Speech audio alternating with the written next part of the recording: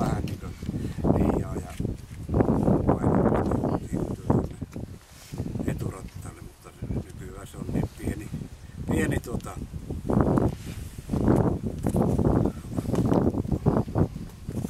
seikka. No, tuossa ruvetaan nyt jarruttelemaan, niin tosiaan niin ei nypästä, vaan tuommoinen puristus.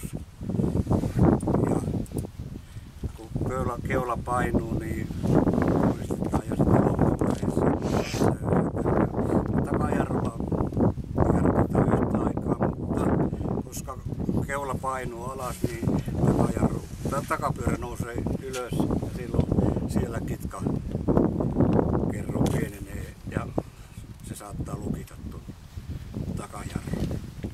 Siispä sitä kevennetään hieman.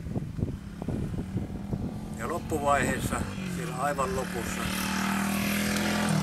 etujarru on.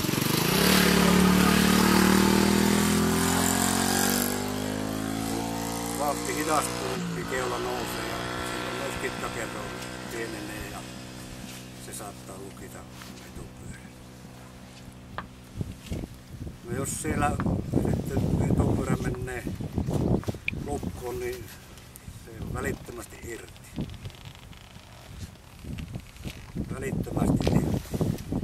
Jos takapyörä menee, niin silloin kevyesti irrotetaan. Ja jos se lähtee luisuun, niin ei nopeasti irti, vaan ohjataan sinne luisusuuntaan ja löydetään kevyesti hitaasti. Jos se nyppäsee heti irti, niin tulee se vastaheitto ja katapultti juttu.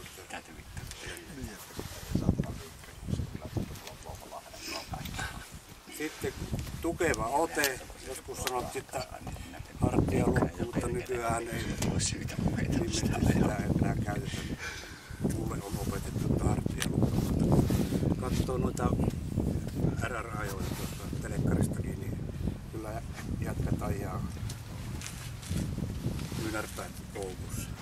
Mutta silloin tukeva ote, ettei pääse niitä lipsumaan. Ja tasainen ote, molemmilla samalla. Toissa vuonnahan täällä oli yksi semmoinen matka, tai tommonen enduropyörä ja porukassa niin kilpaa jarruteltiin. Niin siinä vaiheessa, kun niin se pyörä pysähtyi, niin veti etujarrun lukkoon ja heitti nurin sen pyörän kanssa. Joo. Siinä on justiin se sitten siinä lopussa se, että niin, silloin kun on täystehojarrutuksessa, niin se siinä vaiheessa, kun se oli just, että se pysähtyä kova, kun ei kun pysähtyä, niin siinä vaiheessa nakkasikin se jarrun lukkoon. Ja endurossa, kun se painuu niin alas ja sitten kun se pomppaa ylös, niin se on varmasti sitten. Joo, tuossa on nyt rata. Otetaan sillä tavalla ensin, että tuosta lähetään ja tuolla on tuommoinen portti ja siihen portille niin jarrutetaan, mutta ei pysähdytä kokonaan. Jos sinä pysähtyy, niin ei tule noita suorituksia ollenkaan.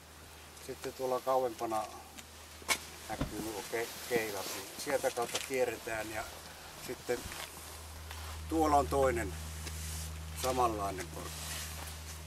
Siinä taas se jarrutus. Ei pysähdyksiin asti, mutta jarrutus ja ihan mistä kohti voit aloittaa sen jarrutuksen ja pikkuhiljaa katsot, että minkälaisella teholla se pysähtyy siihen tai pysähtys siihen portille. Poromies lähtee kanssa tereen portille ja